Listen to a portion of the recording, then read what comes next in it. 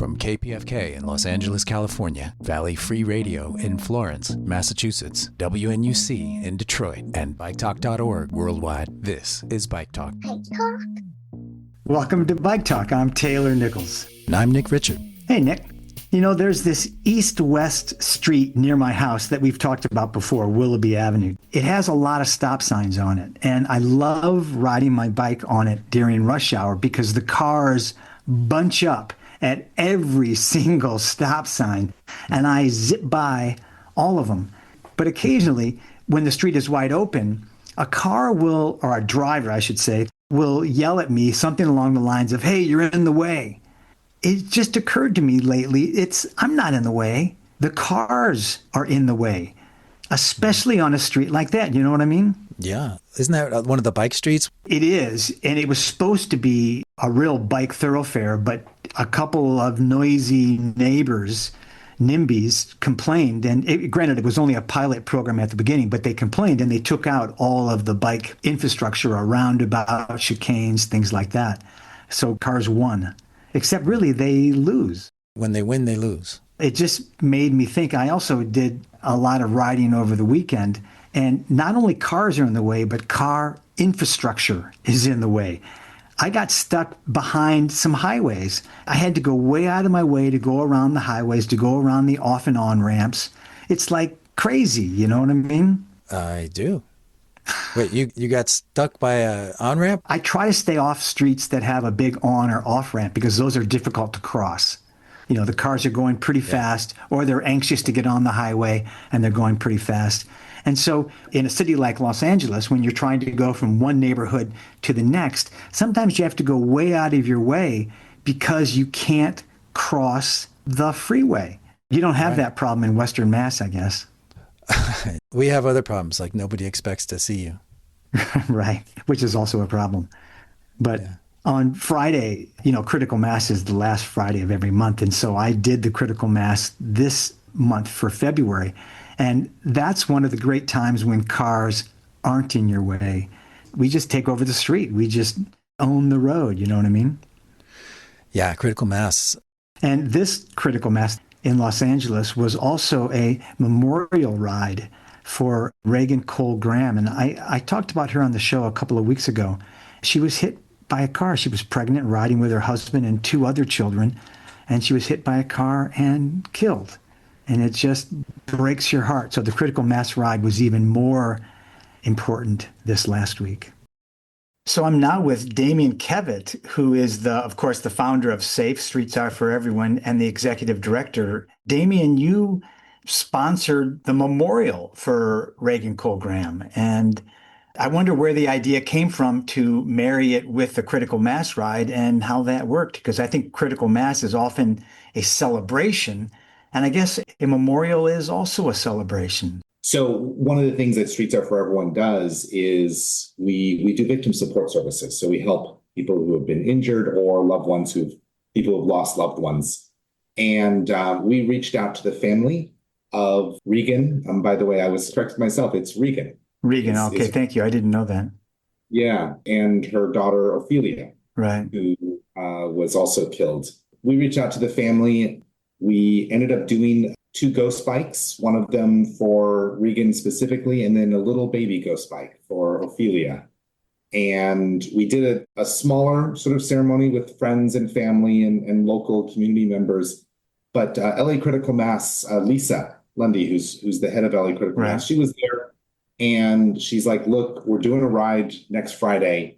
Why don't we dedicate it to Regan? And the original Critical Mass was San Francisco, and it was a protest for safer roads. So if you go back to the roots, this actually ties right in to the roots of demanding roads, you know, accountability and safer roads, and demanding the space on the roads for cyclists. So I thought this was quite appropriate, and having 1,800 cyclists show up, it was such a special moment. Everything that happened there was just so beautiful and in some respects heart-wrenching. Were there 1,800 people? Really? Wow, that's such a great turnout.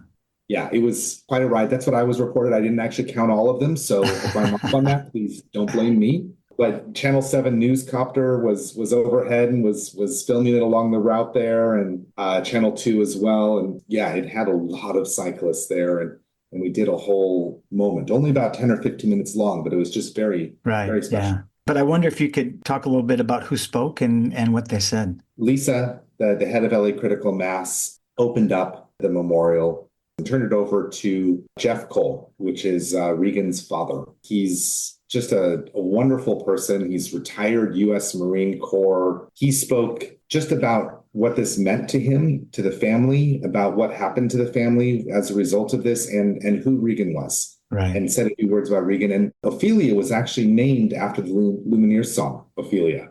So there was a singer. We had a singer and a keyboard player, and she sang a beautiful rendition of Ophelia. And then I said a few words that were a little bit more spicy on my upset and disgust at the city of Los Angeles, because there used to be bike lanes there and they were taken out. We've talked about that, and we've talked about the political cowardness of some of the people who did not support the council member who helped put those bike lanes in. And then when there was an uproar, Mayor Eric Garcetti and others, I don't think, came to his support. And so this is what happens when political leaders take the easy way out and don't try to educate and lead their constituents. Yeah. And the city of Los Angeles gets sued every single time. Every single time the city pays out millions of dollars of lawsuits because it's indefensible. They know, they've documented, they did things to mitigate the hazards, but then they took it out because of complaints by NIMBYism and drivers. Well, Kenneth Mejia, the controller for the city of Los Angeles, was on the show a couple of weeks ago, and he spoke about that exact thing, about why does the city choose to pay out insurance payments rather than spend that money on making the streets safer for everybody. Damian, thanks very much for taking the time to come on and speak to us, and thank you for working with Lisa to make that memorial and critical mass ride so meaningful for so many people. Absolutely. Thanks for having me on.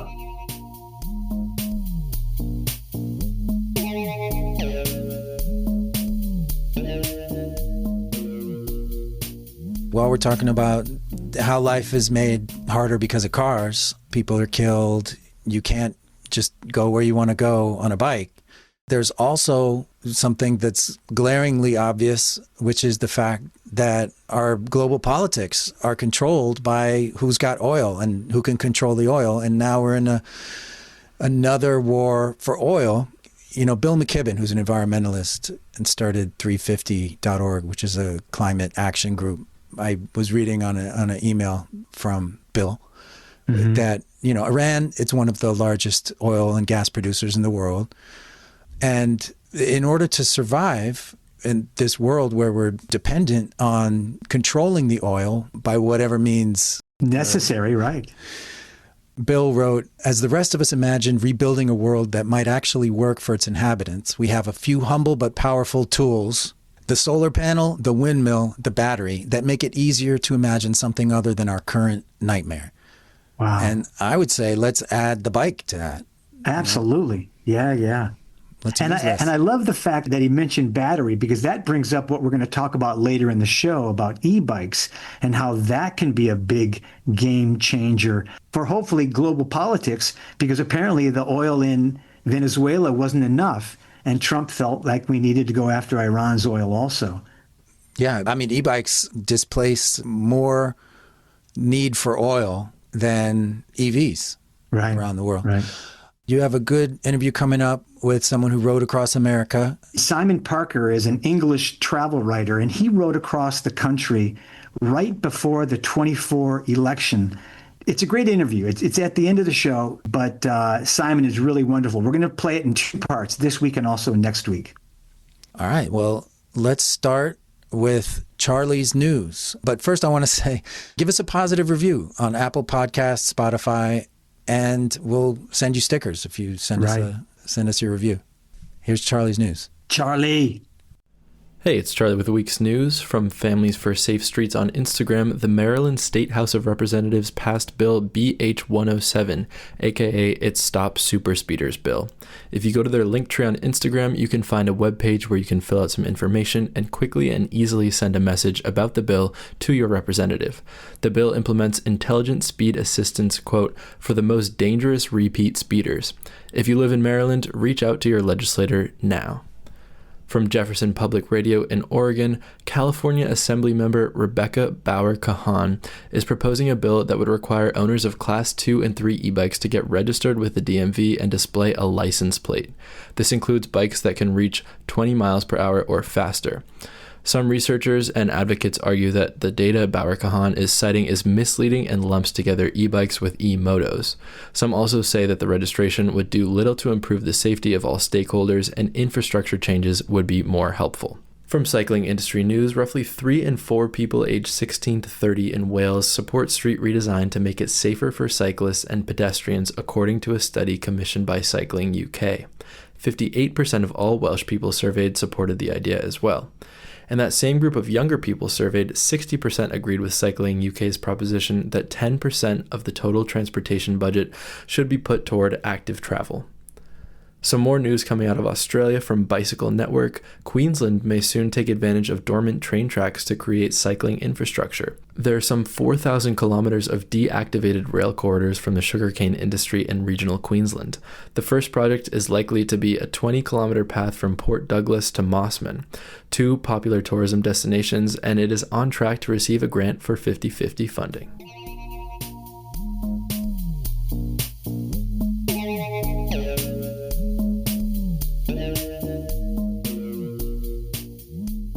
Thank you, Charlie. But we have some other news, right, Nick? Yeah, well, this is the biggest news in bike advocacy. New Jersey made an impossible bike law that is just, you have to hear it to believe it. It makes no sense. We have on Andrew Wilson, the executive director of Bike Hoboken, and Tyler Newcomb, who's the president of Bike JC. Hi, Tyler, and hi, Andrew. Hey, thanks for having us. Everybody's talking about the New Jersey bike law. It's not attention that we like, but this is quite a big deal for a lot of people using e-bikes in the state of New Jersey. So, Andrew, you're the executive director of Bike Hoboken, and Hoboken has got a lot of attention for being so great. So I want to talk about that at some point. Let's talk about this law, though. Basically, now everybody on an e-bike will have to have a license, a helmet. They have to register the bike.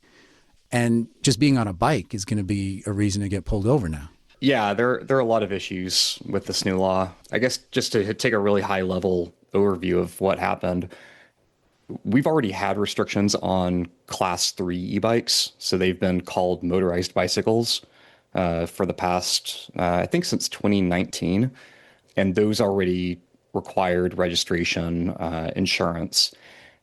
But since that bill was originally passed, it's not been enforced at all. It's been functionally impossible to get a Class 3 e-bike registered through our Motor Vehicle Commission. And then rather than fixing that problem, the State Assembly and Senate, they passed a new bill that expands the definition of motorized bicycle to include Class 2 bikes, and then added a lot of additional restrictions on Class 1s as well. So now, if you have a Class 2 or a Class 3, or any e-bike, you need license, registration, license plate. If you have a Class 2 or Class 3, you can't carry passengers, so no more cargo bikes taking your kids to school. You need a DOT-approved motorcycle helmet to ride a Class 2 bike now. And this, I think, is just kind of the wrong approach to solving a very specific problem that the state should be focusing on.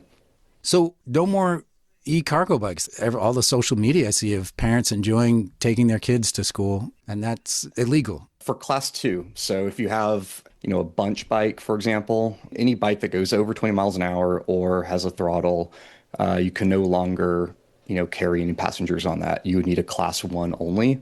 So, I have a Turn GSD. I could have somebody ride on the back of that. But this is going to affect a lot of people who, depend on other modes to carry their family around. Andrew mentioned it's been functionally impossible to register an e-bike since 2019. We actually submitted an Open Public Records Act request to the Motor Vehicle Commission, and they said they don't keep records whatsoever, and they can provide no data over how many are registered because it's not something that the Motor Vehicle Commission does. So the law is in place and has been in place for 7 years at this point, and the Motor Vehicle Commission doesn't even have a framework to register it, let alone have people following the law. So you have to register your bike, but you can't register your bike. Correct. Is this going to get struck down? There are some questions about whether it is legal for the state to define bicycles as motor vehicles in the way that they have. This will almost certainly be litigated. The bill is also very unclear as to whether Class 1 bikes need liability insurance or not. That's also surely going to be litigated at some point. And then the final part is that this bill, because it now requires either a driver's license or a moped permit for you to use an e-bike, there's probably going to be a lot of increased traffic court activity because you can get points on your license for riding an e-bike around in New Jersey now. Who did this? How did this happen? Who did this is Senator Scutari. He's the New Jersey Senate president. He claims that the purpose of this was in response to kind of a string of crashes in which younger people were killed while riding an e-bike. There's a couple of different crashes that this could be tied to, one of which was 2 girls that were riding an e-bike that were intentionally run over by a man who was stalking them in a Jeep, going highway speeds on a residential road. And then the other crash that it's probably more likely based around was a teenager that was killed while riding what was a electric motorcycle. So something that should have already been registered under existing laws. It really happened in a lame duck session. It was kind of rammed through quite quickly. There was very little public input. All of the safe streets advocacy groups, micromobility advocacy groups were against it. And rumors have it that the Senate president was using this as a bargaining chip, saying if the Democrats don't vote in his favor, he would not give them political capital in the future. Okay, so what, Democrats didn't want this stupid law? No, Democrats voted for this law. It was the Republicans in New Jersey that almost, I believe unanimously, Andrew, voted against it. Wait, so the Republicans are our friends? How did this happen? What's going on? Welcome to New Jersey. I mean, the Republicans in the New Jersey legislature had some really good points that this does not really seem like small government, like freedom of, mobility. And it was really just this Democratic Senate president trying to drive things through and having so much political capital and influence that he was kind of able to do that with very little pushback from the Democratic Party. Some of it is a little confusing because, well, for one thing, the e-bikes that are the problem were already illegal and they just needed to enforce it. I don't think that anybody in the street safety community is against, taking high power, high speed vehicles and applying proper regulations to them. The biggest problem here is treating low speed vehicles that are capped at 20 miles an hour that have less than 3/4 of 1 horsepower, functionally treating them like motorcycles. Part of this law, it requires e-bikes of all kinds to have liability insurance. The key purpose of liability insurance is to protect against liability, but the state doesn't maintain any records of how much damage, personal or property, have been caused by low-speed electric bicycles. Bike Hoboken, we have data to suggest that these vehicles aren't very dangerous. They don't result in much property damage. I just don't think that this is a reasonable reaction to the safety concerns that are happening on our streets, which, as Tyler was hinting at, is 98% caused by motor vehicles. It's probably not a great idea for teenagers to be riding around in a electric motorcycle that can go 45 miles an hour. Everyone would agree that should be more heavily regulated. That's not what this bill does. It asks parents who own very low speed bikes that they use to take their kids to school, to buy motorcycle helmets, show up to the DMV. It's just quite ridiculous and very unfortunate. And then they can't even register the bike, you're saying? If you go to the New Jersey Motor Vehicle Commission right now and say that you want to register any kind of e-bike, they won't be able to help you. To what Tyler was saying before, we are not aware of anybody who has successfully registered any kind of e-bike in the state of New Jersey in the past 6 years. And keep in mind, this doesn't only apply to New Jersey residents. Tyler and I, we both live Hoboken and Jersey City.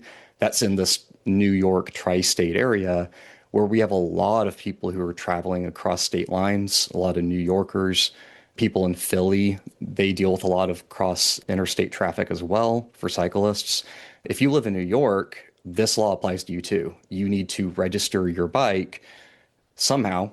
Can't do it in New York. You're gonna have to come to New Jersey to do it. And if you don't, you can get points on your driver's license if you get pulled over. Is that the worst part of this law? I mean, it sounds like that's the main problem, right? The registering. The insurance thing, like there aren't really insurance products commonly available for e-bikes. So there are a few companies who are kind of spinning off some products. Largely speaking, the biggest segment of the population who use e-bikes in Hoboken and Jersey City are delivery workers. And what you're going to see, assuming this law starts being enforced, is you're going to see delivery workers stop using e-bikes and they're going to use gasoline-powered mopeds instead, which would have the same regulatory environment, but are capable of higher speeds, have more power, longer range. And that's just going to be the unfortunate side effect of this. And can currently be registered. Correct. I also want to point out that when we talk about delivery workers using these, Jersey City, New Jersey is one of the most diverse cities in the country. We have a lot of immigrants here. And this really opens the door for biased policing that could lead to biased immigration enforcement, which, as we've seen, can be really violent. So it's just kind of adding to all of these ways that these different issues can intersect and negatively impact people's lives. That's why I thought it would have come from the Republicans.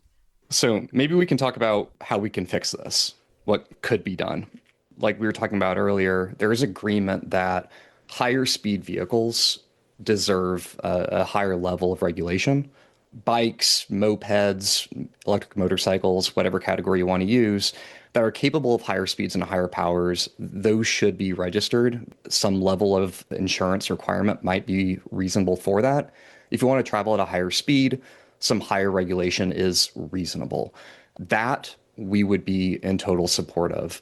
What isn't workable is having this e-bike category expanded to any vehicle, anything that is even capped at 17 or 20 miles an hour with no method, no VIN number, no method to get it registered at the MVC.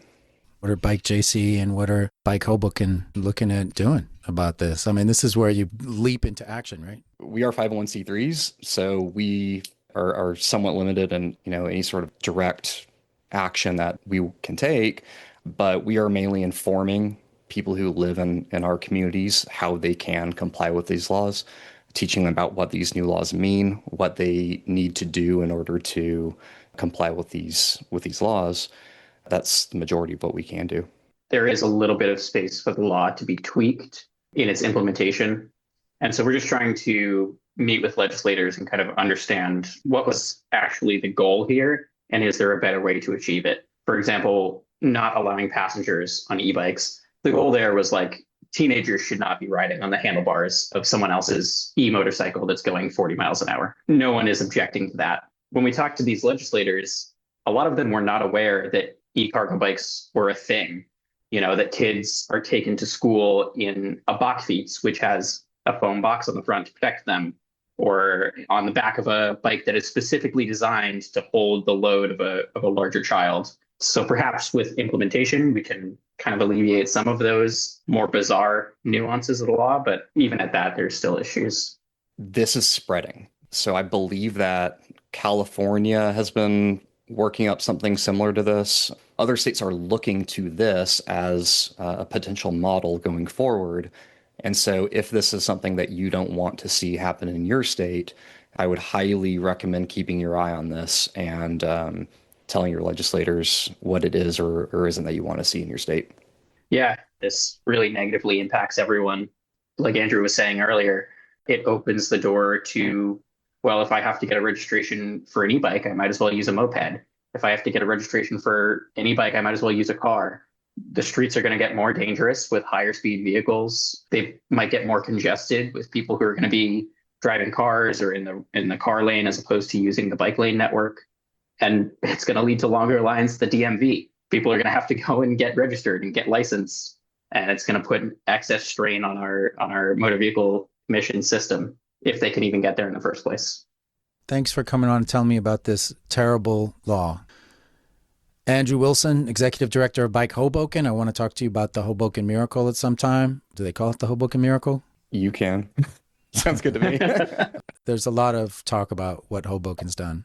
Yeah, so we've had a lot of success with our Vision Zero plan. I believe we've just completed 9 years without a traffic fatality in the city of New Jersey. Wow. I wouldn't call it a miracle. I would call it a result of the way we design our streets, the way we have impacted mode share throughout the city, things like daylighting, a 20-mile-an-hour speed limit, city bike, a lot of bus usage, very, very like reasonable data-driven approaches.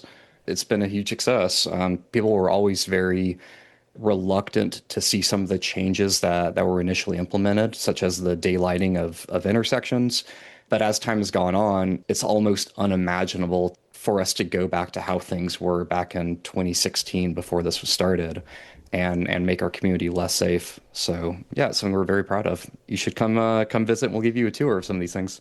I will come, Andrew. Thank you. And Tyler, I've been to Jersey City. It's amazing. I would say it's sort of underappreciated, like people don't know. Yeah, we're a bit of a hidden gem. Definitely. But yeah, it is a beautiful city. We're making a lot of progress on livability and safe streets. We'll keep in touch, Andrew and Tyler. Thank you. Thank you.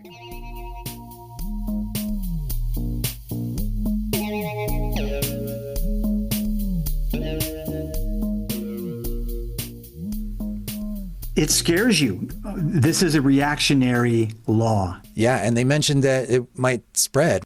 The people who made the law didn't even know that people bring their kids to school in cargo bikes when they made the rule against having passengers. Right. They're going off of horror stories that involve people on e-bikes getting killed by cars or people on illegal e-motos that are illegal already.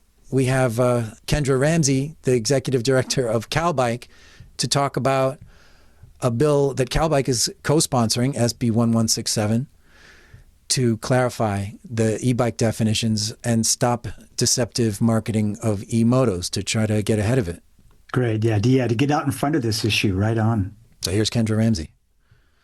We've been talking lately on the show about some really restrictive laws that are on the books or trying to get on the books in a few states. The Iowa bicycle ban law that would ban any bike on roads that go over 25 miles an hour. And of course, the New Jersey law that is making all e-bikes register and be like motorcycles. Well, we're really glad to have Kendra Ramsey on the show. And Kendra is the Executive Director of Calbike. And they are coming out with a preemptive strike, SB 1167, which is a bill that would protect e-bikes. Kendra, is that correct how you'd put it? You could say that. The big thing that 1167 does is it protects the ability of folks to ride, legal class 1, 2, and 3 e-bikes. And for folks riding those other devices that aren't quite legal right now, it creates a path to make those legal as well. Because a lot of those devices, while we may not want to see 12-year-olds riding them, they are electric. And they're often low cost. And if they are regulated like everything else, they're probably a safe option as well to a sustainable transportation mode. So to back up a little bit, in 2023, the legislature directed the Mineta Transportation Institute at San Jose State to study e-bike safety. Everyone is very concerned. They're new on the market. There are all these devices. And they wanted to know really what is the big picture here. And so this gargantuan report came out with a lot of great recommendations, a number of which were around regulatory fixes. What our bill does is it seeks to implement a bunch of those regulatory fixes, reaffirming the legal definition of an electric bicycle. We're not changing it. The class 1, 2, and 3 system is in place. What this bill really does is it cracks down on deceptive marketing practices where these devices that go faster than a legal electric bike and can throttle, so folks can use them without pedaling, basically so consumers will understand what they're buying. And so it makes it illegal to advertise or sell these devices that go faster as e-bikes. And it requires disclosure when devices don't meet these legal definitions and that they are subject to registration, licensing, helmet laws, and insurance. And it modernizes the vehicle code so that these other devices are folded in and basically creates a path to those being able to be safely operated. We are really excited that Senator Catherine Breakspear, the author of this bill, has brought this really common sense legislation forward. We're really excited to be working with People for Bikes as well as our statewide partners, Streets Are for Everyone and Streets for All on this. And we really think it's a great approach. I will say there are 11 pieces of e-bike legislation this year in California, and one of them is a bill like New Jersey's, which is not rooted in evidence. It doesn't have any of the evidence-backed things from this report that the legislature commissioned. And so we really are going with that evidence-based approach. And we're really excited to work with other folks in the legislature and other folks in the community on this. Will it pass as is? I really hope so. There are a lot of new devices, and the laws on the books can't anticipate what things are invented in the future. What this really does is it opens up the regulations and puts these devices that have been invented into the regulations, bringing them up to speed.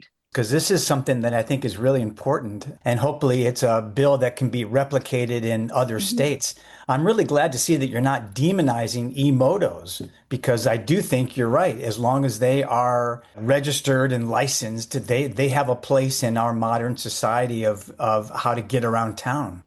The important thing really is that when they're licensed and registered, they have safety equipment requirements like headlamps, taillights, those sorts of things. And that's what's important for all these devices. It just creates a path to legality. And we probably don't want 12-year-olds on something that goes 50 miles an hour. It's just common sense. Right. So it sounds like this protects that, but also protects the class 1, 2, and 3 regular e-bikes. Exactly. Kendra Ramsey, thanks for getting out in front of this in California. Hopefully other states will follow. Happy to. We have to be on top of this, just like Luke Hoffman from the Iowa Bike Coalition getting out and stopping that law that was going to ban all bikes on roads with speed limits over 25 miles an hour in Iowa. They got that to not be taken seriously. So I think Kendra has a great point.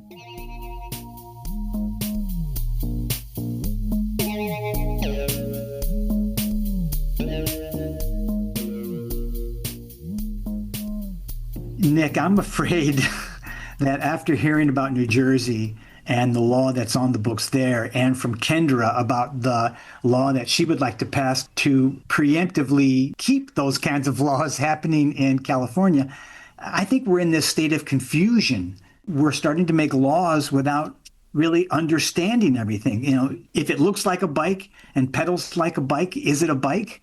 If it goes over 28 miles an hour, is it still a bike? Is it legal? Is it illegal? How does the law protect people who are on e-bikes differently from people who are on regular bikes? And I can't think of anybody better to answer those questions, Nick, than Jim Pocrass. Jim, welcome back to Bike Talk. Thank you for having me again. And this is another really interesting topic. But I got to make the comment right at the beginning that e-bikes and the laws regulating and around e-bikes are probably the most confusing and tricky part of the law that I've almost ever encountered. There's no set definite rules with regard to e-bikes. What is an e-bike? And it differs federally through states, cities, counties, and what the ramifications of that is if you're not on an e-bike. Okay, well, let me throw this out. Class 1 e-bike is a pedal assist only, and the motor on its own ability can only go up to 20 miles an hour. Is that correct? That's exactly right. The bike can go faster if you're pedaling faster or if you're going downhill, but the motor stops at 20. That's exactly right. Okay. Class 2 is a throttle assist in addition to the pedal, and the motor stops at 20. Class 3, which is the top one, which is pedal assisted only, and motors assist up to 28 miles an hour. But then you have to get into the size of the motor at 750 watts or less. And, and it's very confusing to be able to determine, whether or not the motor is 750 watts because they're not properly put on packages by the manufacturers. And they're sold online and, they deliver it to the house and then they're modified by, people and they can undo keeping it under the 28. And all of a sudden you see some of these e-bikes going 30 or 40 miles an hour. How does the law treat e-bikes differently from regular bikes? And e-motos, which are different from these three classes that we've been talking about, different from e-bikes. How does the law protect or punish people differently? Well, if everybody understood, what it was, okay, the police officers don't really understand it, and the riders don't understand it, and the cities start passing, local, restrictions, and they don't understand the difference in the restrictions on it and how you can tell how much power a motor has. Juries, if we bring an action, don't understand it, and they don't like the fact that people are going 30 or 40 miles an hour on the street, and insurance companies absolutely care about that. Okay, so when we bring a claim, they want to know, is it an e-bike, is it a moped, is it a motorcycle or a motor-driven cycle? So it makes a big difference. In the comparative negligence of what an award might be, you mean? Yeah, in the award or even bringing a claim or whether or not a person is entitled to compensation. If they get hit by a car and they're on an e-bike, it turns out that it's actually a motorcycle and they don't have insurance. In California, we have this Prop 213, which says that you can't get compensation for pain and suffering if you don't have insurance, like if you're driving a car. And that's the same thing for a motorcycle. And so if you're on an e-bike and, they declare it not an e-bike, but they declare it a motorcycle, it just limits your ability to be able to, get anything for pain and suffering, and you could be paralyzed for the rest of your life and, not be able to get compensation for it.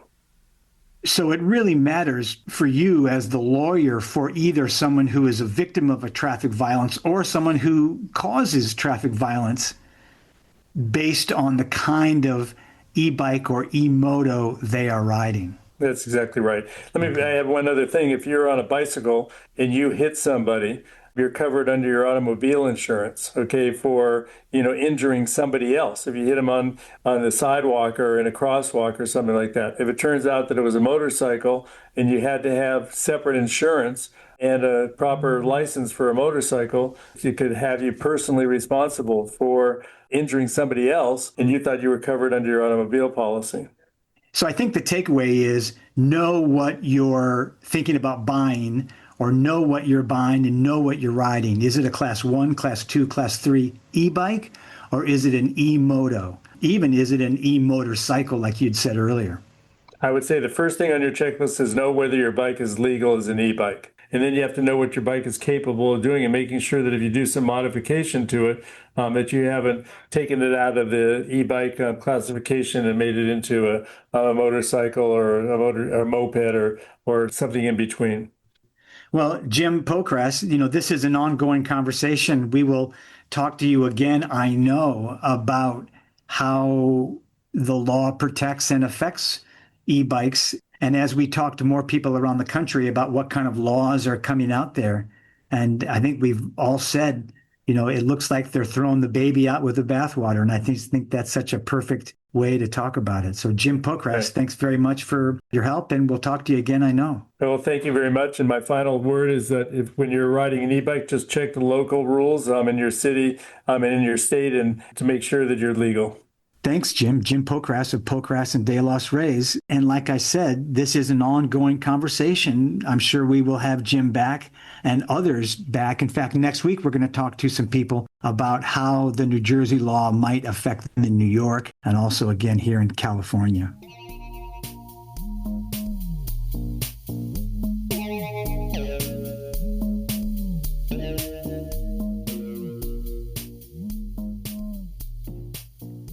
And here's my conversation with Simon Parker, the English travel rider, part one. We've been talking a lot about bike touring on the show. Josh Bowden of Adventure Cycling gave me a little tutorial on how to prepare for a trip, and I'm planning my own long trip. So I've been doing a lot of research on people who have done long trips. And if you are a travel reader, there's a good chance you know our guest, Simon Parker, who is a travel writer. One thing great about Simon is when you Google him, it says Simon Parker, travel writer, filmmaker, cyclist. Simon, welcome to Bike Talk.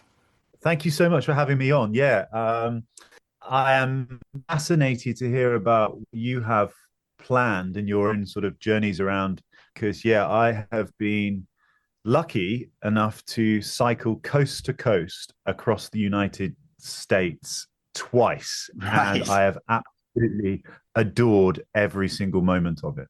Well, that's great. We'll get into my trip, but your trip is what was really fascinating. You did the first one in 2016, and the second one, we got turned on to your book. Your book is called A Ride Across America. You, of course, have written a few books. Riding Out is your other book about riding around Great Britain.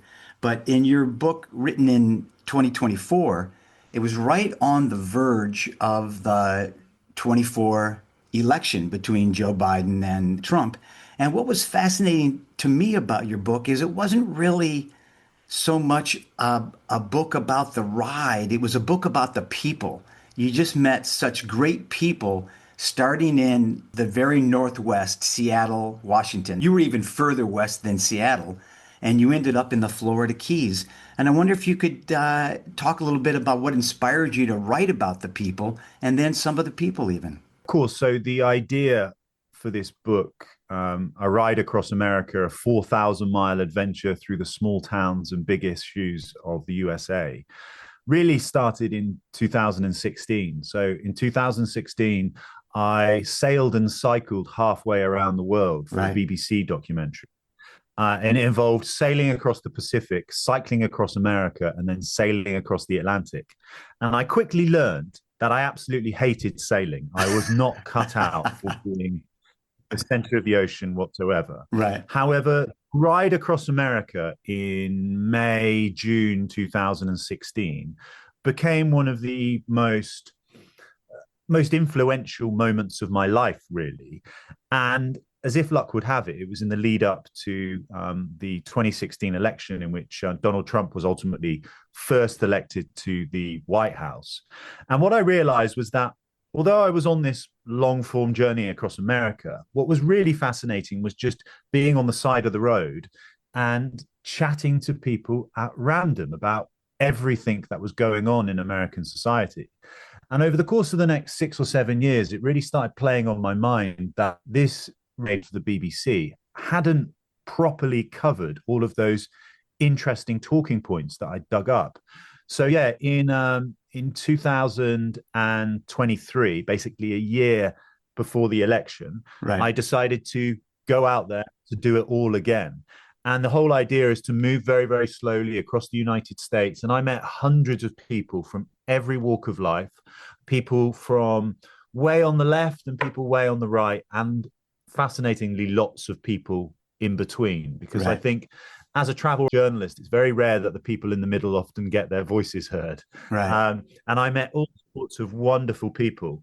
And what I'm ultimately trying to do as a journalist is go off on these slow-moving journeys and use my bicycle as as an icebreaker, as a vehicle to allow me to uncover interesting stories. Right. You know, it's funny. You also say that you use your accent as an icebreaker, at least in the US. Yes. And actually, that was an incredible icebreaker to have. You know, I cycled for this book, A Ride Across America. I cycled through 11 US states. Right. And the really fascinating part of America for me is when you get into the middle of America, when you're in Nebraska, when you're in Oklahoma, when you're in Kansas. And perhaps when you're in Los Angeles or you're in New York, hearing an English accent there are quite a few people around with those accents. Sure. When you're in the middle of America and there's some random English guy in a motel or in a convenience store, honestly, people queuing up to have a chat to me just to ask what on earth I was up to. Right. And as a journalist, this kind of does the hard work for you, because if the people you're trying to interview are just as fascinated in you as you are in them, you immediately strike up this wonderful relationship. It's a lot friendlier, and people are a lot more open to having those candid and quite thought-provoking conversations. Right. There were a few people that you sought out on your journey, but mostly they were just people, like you say, that you met at convenience stores or diners or hotels or things like that. I wanted to ask you about how you chose your route. Did you sort of go point to point to find the people that you wanted to talk to ahead of time? Or were you randomly picking east, south roads to go on? Or did you follow the weather even? Well, yeah, a little bit of everything, really. So when I cycled across the United States in 2016, I was sailing into Seattle, and then I was sailing out of New York. So I knew my A and my B, they were fixed. Right. However, in the years that followed that journey, I thought to myself, well, did I really cycle across America? Because when you zoom into a map of the United States and you look at Seattle's still about 100 miles from the Pacific coast. And I started zooming in on Google Maps, like any good journey should really begin. And I found this place called Cape Flattery. And Cape Flattery is the northwesternmost point of the contiguous United States. And I thought, wow, that is a fascinating place to begin this journey. And then naturally, because I am quite obsessed as a traveler and as a travel writer with these quite clean A to B journeys, I was thinking to myself, right, if I'm going to start this journey from the northwesternmost point of the contiguous United States, where's the southeasternmost point? And that place, which is perhaps a lot more familiar with most listeners, and that is Key West, Florida. And when I started putting this into the map, I thought, well, that is about as far as I could possibly cycle in the lower 48 states. So I was fixed by what I was going to do. I was going to try and get from one side to the other. When you're planning a 10-week trip, there is a slight part of you, especially when you've had a book commissioned, that you have no idea where you're going to go and who you're going to meet. So probably once a week, I organize, like, I would want to get to this specific point, and I might be meeting up with a mayor or a religious preacher or a student or something like that. But then ultimately, once you get going and you really start warming up to this lifestyle, most of the most interesting people I met were just completely at random.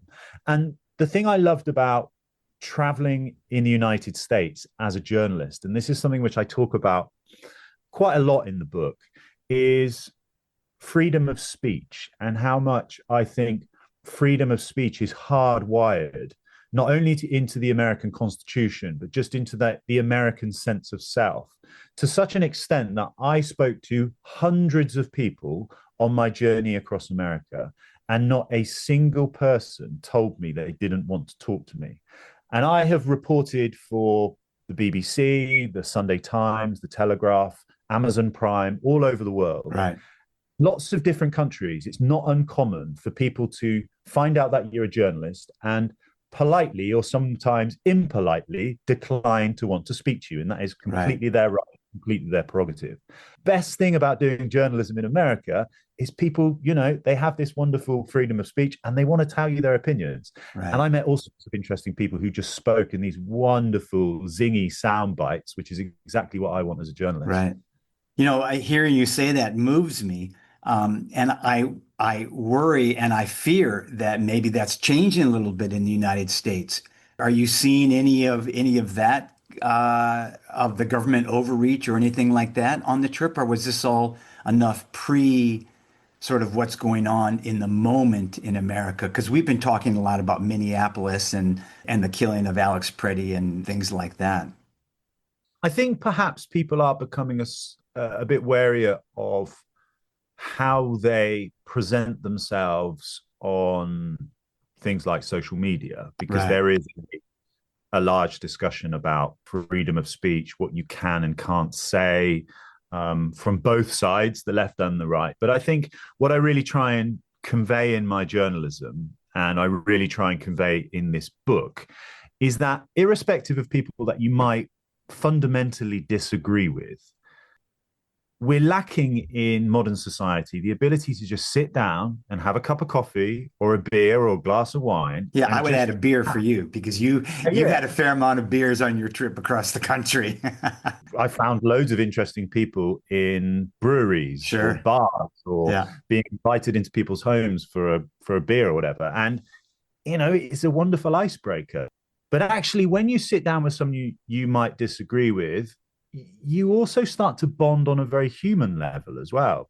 The thing that I'm always trying to get through with my journalism is this idea that on social media, on internet forums, you might have quite polarized opinions. But when you sit down with someone, even someone that you might fundamentally disagree with, if you sit down with them and you face them eye to eye, often you realize that you have more in common than what you kind of previously thought.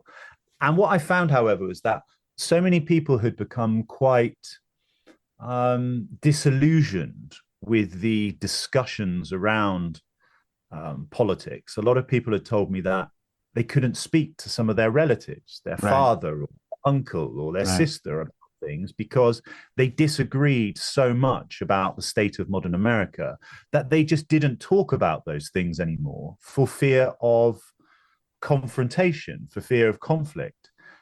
Many people, however, found it so much easier to talk to me, the random English journalist who was traveling across America. And I found that to be really quite fascinating.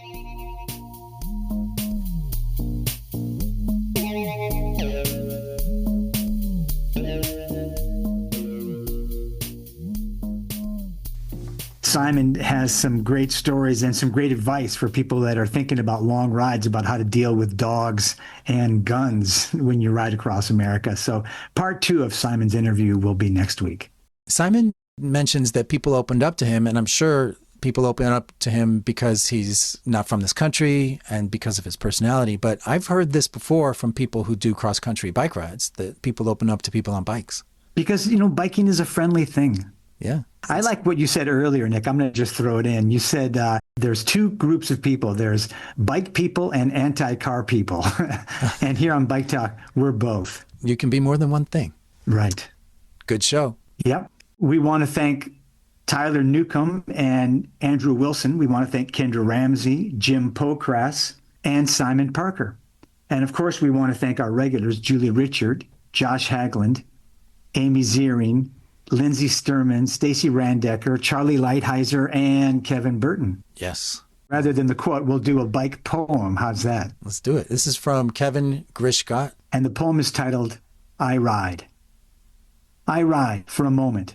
I'm 13 again and away from my mom and dad. For a moment, I'm taking the mountain stage. For a moment, I'm doing what others my age can't. For a moment, the finish line of life is a bit further behind. For a moment, nothing hurts and everything hurts. For a moment, the Tour, the Giro, and the Vuelta are mine. For a moment, it doesn't matter that I'm the Lanterne Rouge in every group ride. And for a moment, it doesn't matter that she left. For a moment, I am my bike. For a moment, my solitude is broken only by the pounding of my heart. For a moment, I get to prove Dr. Carvonen wrong. For a moment, I ride. Kevin Grishcott. And who's Dr. Carvonen? I looked it up, and the Carvonen formula calculates your target heart rate based on how old you are. Maybe that's what Kevin was referring to? I think so. And I think he's referring that if you ride your bike, you're just healthier than normal people. Normal? That's right, because bikers aren't normal. If you say so. Thanks, Taylor. Ride safe. This episode of Bike Talk is sponsored by the law offices of Pocrass and Talos Reyes, with offices in Los Angeles and Bakersfield and serving all of Southern California. Bike Talk is a project of CRSP and the Los Angeles Eco Village Institute. And that was Bike Talk. If you have a story, a tip, or a topic, head over to biketalk.org and send us a message. Talk again next week.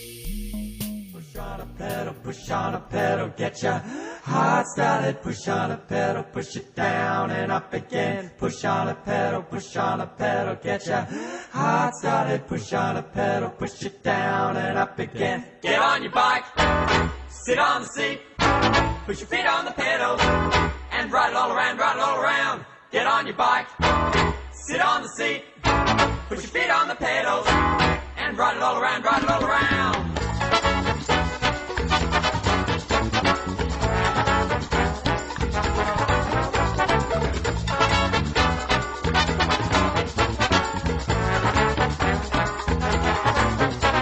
Oh, get that car out of my way. I wanna ride my bike today. It keeps me fit, get me there. I won't go stinking up the air. Leave behind the daily grind. Let your mind unwind. Live its life, pretend to life. Better get yourself a bike.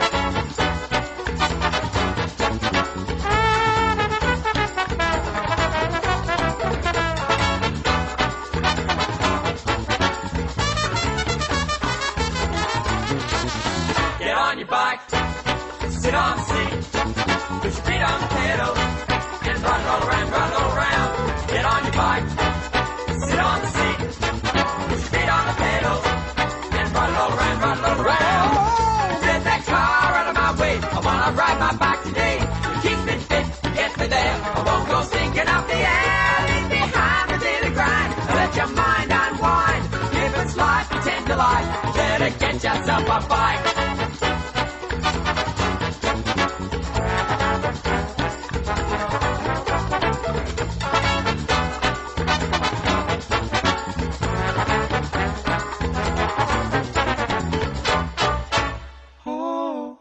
Got yourself a bike. Oh, got yourself a bike. Oh, got yourself a bike. Oh, got yourself a bike. Oh, got yourself a bike. Oh, got yourself a bike. Oh, got yourself a bike.